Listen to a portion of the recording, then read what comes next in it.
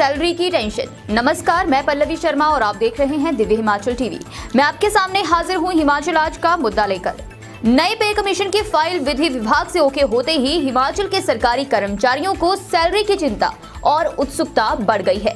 इसी बीच नए पे कमीशन के कुछ पेज सोशल मीडिया पर लीक हो गए। इससे अब चर्चाओं का माहौल गर्म हो गया है। उधर पुलिस पे बैंड में संशोधन को बनाई पुलिस अफसरों की कमेटी ने रिपोर्ट तैयार कर ली है। अब कल डीजीपी खुद ये रिपोर्ट मुख्यमंत्री को सौंपेंगे। इससे अब पुलिस कर्मी भी चहक उठे हैं। और क्या खास है कर्मचारियों के लिए और कब तक हल होंगे बाकियों के मसले, हम पहाड़ी में इसी पर चर्चा कर रहे हैं अनिल अग्निहोत्री और राजेश शर्मा। कर्मचारियों की सैलरी कितनी बढ़ेगी? बिल्कुल यही चिंता है कर्मचारियों को, सबको छठे पे कमीशन है। हाँ, बिल्कुल ये चिंता तो है ही है। राजेश, सोशल मीडिया पर अगर मैं शुरुआत में ही सीधे हम मुद्दे पे आते हैं, सोशल मीडिया पर एक टेबल घूम रहा है। टेबल किस टेबल की बात करें? जिसके आधार पर सरकारी कर्मचारी सिक्स्थ पे कमीशन जो है जी, उस पर अपनी सैलरी कैलकुलेट कर रहे हैं। बिल्कुल, ये कल से चली हुई है चीज। बिल्कुल, मामला क्या है जरा ये बताइए पहले क्लियर। बिल्कुल देखिए, कर्मचारियों को नया वेतनमान या वेतन आयोग हिमाचल में लागू हो रहा है। अगले महीने से भुगतान हो जाएगा। जी। अभी ताजा अगर हम मामले की बात कर लेते हैं तो 5 जनवरी को, क्योंकि मंत्रिमंडल की बैठक है, उसमें ये नए पे रिवीजन जिस तरह से हो गए हैं, इसके रूल्स में रिवीजन में संशोधन जिस तरह से हुआ है, वित्त विभाग के पास ये फाइल विधि विभाग से पहुंच गई है। कुछ संशोधन किया है वित्त विभाग ने। थोड़ा विधि विभाग हमारे पास की। अब विधि विभाग ने 2-3 चीजें हैं जो बड़ी क्लियर कर दी हैं। पहला, जो पे मैट्रिक्स का फार्मूला वहां लगा हुआ था, जिसमें तीसरे विकल्प की ऑप्शन दी जा रही थी, उस विकल्प के साथ शायद बात सहमति नहीं बन पा रही है। 2.25 और 2.59 के तहत ही संशोधन होगा, इसके अनुसार ही सैलरी मिलेगी। एक चीज ये 22 पन्नों की सोशल मीडिया पे जो पिछले कल से पे मैट्रिक्स का फार्मूला घूम रहा है कि उसमें कर्मचारियों की सैलरी के लिए ये फार्मूला लगा है। एक चीज वो है, ये सोशल मीडिया पे रिवीजन टेबल जिसको कहा, इसमें है क्या बड़ी बात? इसमें क्या है? इसमें राजेश एक चीज हम क्लियर करते हैं, अभी तक भी ये पुख्ता नहीं है कि ये वही है। लेकिन हाँ जी राजेश जी, बिल्कुल, ये जो लीक हुआ है सोशल मीडिया पे, वायरल एक तरह से हम कहें, इसमें देखिए ना तो सरकार का कोई नुकसान है, ना किसी विभाग का नुकसान है, ना कर्मचारियों को कोई फायदा है।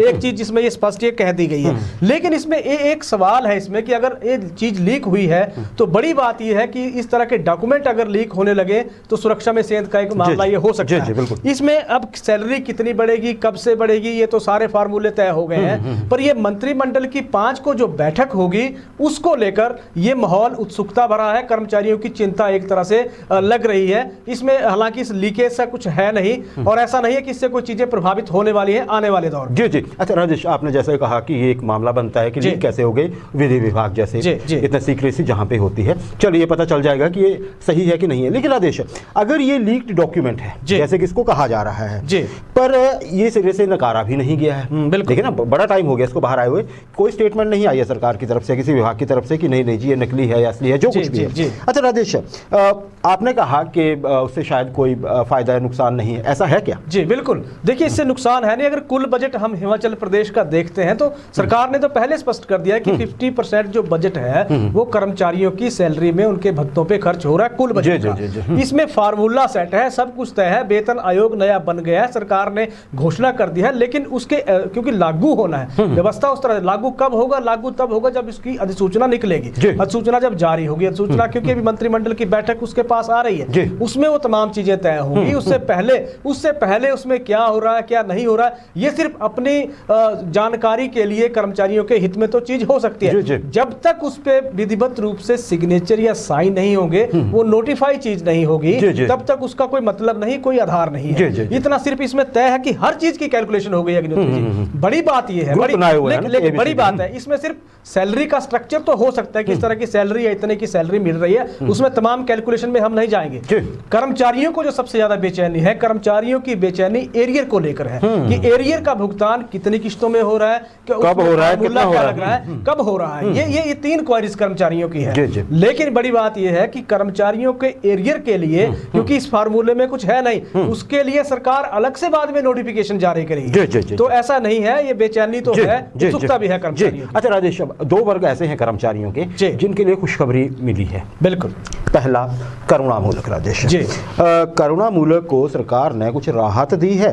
अब ये क्लास 4 के लिए ही हो जाए, लेकिन क्या इससे आपको ये लगता है कि पहले तो आप दो चीज़ें, मेरे दो सवाल हैं आपसे। एक तो ये कि है क्या जो संजीवनी है, बिल्कुल, और दूसरा जो है कि अगर अभी जैसे हम चर्चा कर रहे थे, आप बताएंगे अभी क्लास 4 के लिए है, तो आगे इसके क्या प्रभाव पड़ने की आप आसार देखते हैं? बिल्कुल, देखिए करुणामूलक परिवारों का जिस तरह से 4,500 के आसपास हिमाचल में ये परिवार हैं जो प्रदेश सरकार की तरफ नौकरी के लिए देख रहे हैं। बड़ी बात इसमें ये है, 4,500 परिवारों के लिए एक आस है जो सरकार ने एक फैसला लिया है। हिमाचल सरकार ने यह फैसला लिया। देखिए, एक फैसला तो सरकार ने पहले ले लिया था, जो आय सीमा में बढ़ोतरी की थी, उससे संकेत साफ है, एक मैसेज दिया जा रहा है कि सरकार इन लोगों की समस्याओं का समाधान करने की दिशा में आगे बढ़ रही है। सरकार ने पिछले कल जो फैसला लिया है उसमें जो करुणामूलक भर्ती के लिए जो 5 साल का एक राइडर लगाया गया था उसे अब हटा दिया गया है। अब ये राइडर क्या था? ये 5% का कैबिनेट में क्योंकि फैसला हो गया था, जो पिछली कैबिनेट की मीटिंग हुई थी उसमें अब फाइल इसकी मुख्य सचिव के पास है, जहां से ये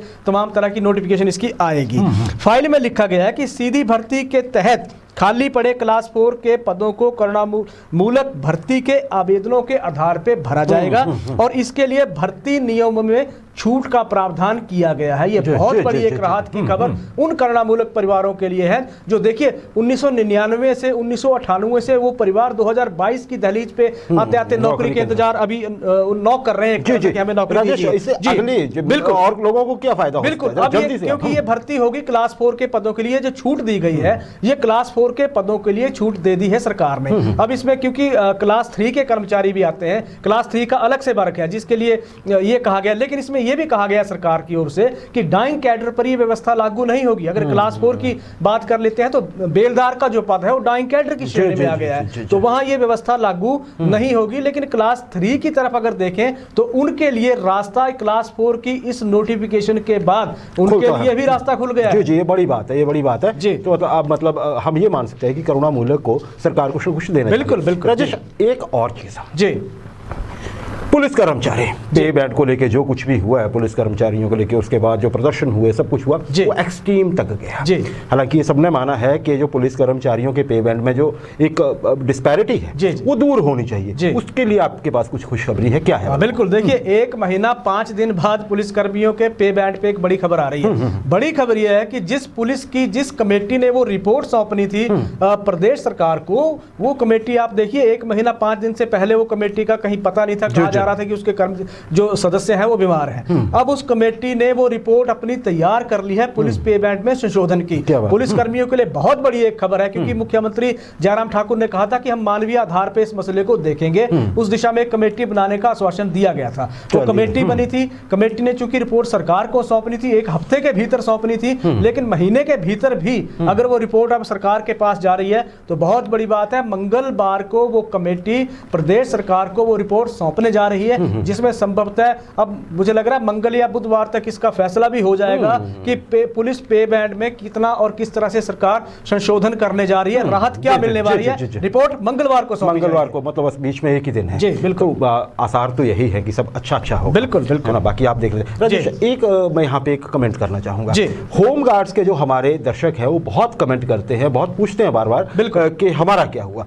हमने बार बार आपसे अनुरोध किया है कि जब भी हमारे पास इनपुट होगी तो हम जरूर देंगे। अभी तक कोई इनपुट होमगार्ड्स को लेकर नहीं है। हाँ, होमगार्ड की आपत्ति क्या है राजेश? एक नई आपत्ति तैयार है उनकी तरफ से कि 5000 होमगार्ड्स हैं, उनका कहना 4000 को रोजगार मिलता है, 1000 घर बैठे हुए हैं और सरकार कह रही है कि और होमगार्ड भर्ती करने हैं। तो उनका कहना यह है कि जो नए आएंगे उनके भी दिन घटेंगे और जो 4000 या 5000 है उनके और कम हो जाएंगे। तो बजाय इसके कि सरकार फायदा दे होमगार्ड, आप तो उल्टा उनको घर बिठाने का इंतजाम कर रहे हैं। पर राजेश, यही हम अपने कार्यक्रम के माध्यम से सरकार से भी अपील करेंगे कि होमगार्ड्स पे कुछ सोचा जरूर जाए, बड़े ये भी एक तरह से वही काम कर रहे हैं जो पुलिस कर्मचारी काफी हद तक करते हैं। दूसरी इसमें चीज एक और है कि 2015 से लेके अगर 2022 जनवरी की बात कर रहे हैं तो 7 साल में भर्ती कोई हुई नहीं है होमगार्ड की, अब होने वाली है। बिल्कुल, लेकिन अब कहा गया सरकार कह रही है तो इस दिशा में शायद कुछ हो जाए और तो फिर ये भी हो कि होमगार्ड्स का यही कहना कि हम स्थायी रोजगार की व्यवस्था कर दें।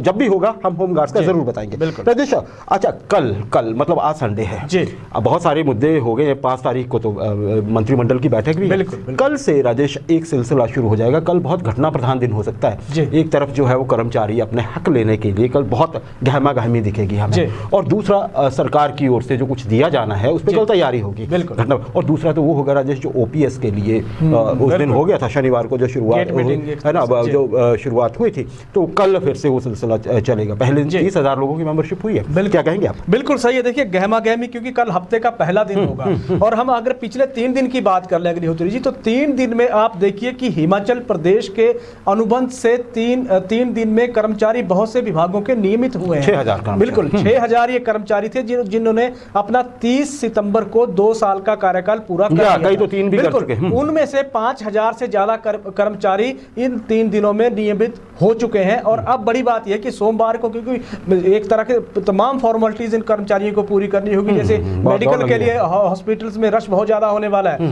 कर्मचारी एक तरह से बहुत बिजी होने वाला है शेड्यूल।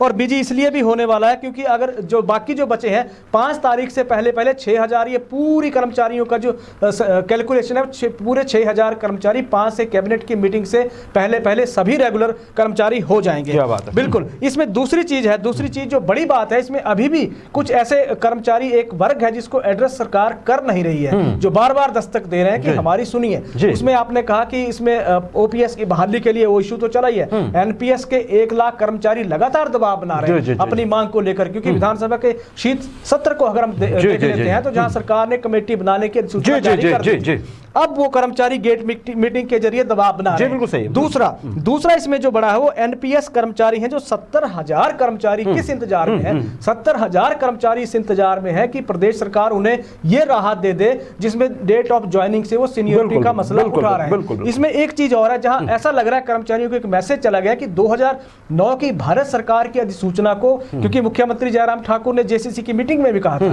वो उसकी नोटिफिकेशन नहीं आ रही है। जब तक नोटिफिकेशन नहीं आएगी तब तक कर्मचारियों में उसका मैसेज नहीं जाएगा। तो एनपीएस जो कर्मचारी है, न्यू पेंशन स्कीम एसोसिएशन से कर्मचारी जो जुड़े हुए हैं, वो कर्मचारी इस वक्त सरकार से एक तरह से रूठे हुए हैं, सरकार पे दबाव बना रहे हैं कि ओपीएस बहाली की तरफ चलिए, 2009 की नोटिफिकेशन जारी कर दीजिए और सीनियरिटी का लाभ हमें निश्चित रूप से दीजिए। देखिए राजेश, हमारी एक्सपर्ट से बात हुई है, उसका एक्सपर्ट का जो कहना है वो कुछ अलग हो सोच से। उनका कहना यह है कि 2009 की सूचना पे जोर मत दीजिए। अगर आपको ओपीएस पूरी तरह बहाल करवानी है, अगर आपने 2009 का मौका, जो गलती आपने जेसीसी की मीटिंग में वो पॉइंट नंबर 2-3 कर दिया था, वो मत करें, ये कहना है उनका। अब पता नहीं किस तरह से कर्मचारी नेता कर्मचारी सोच रहे हैं, क्योंकि अगर 2009 की अधिसूचना जारी हो गई तो फिर ये मुहर लग गई आपकी कि ओपीएस पे फिर गड़बड़ होगी। तो आप देखते हैं कर्मचारी नेता या कर्मचारी क्या डिसाइड करते हैं, होती है वहां किस तरह से चर्चा करते हैं। ओपीएस बहुत जरूरी है, ये हम मानते हैं, और साथ में ही सीनियरिटी का जो लाभ मिलता है, डेट ऑफ ज्वाइनिंग से जो आपके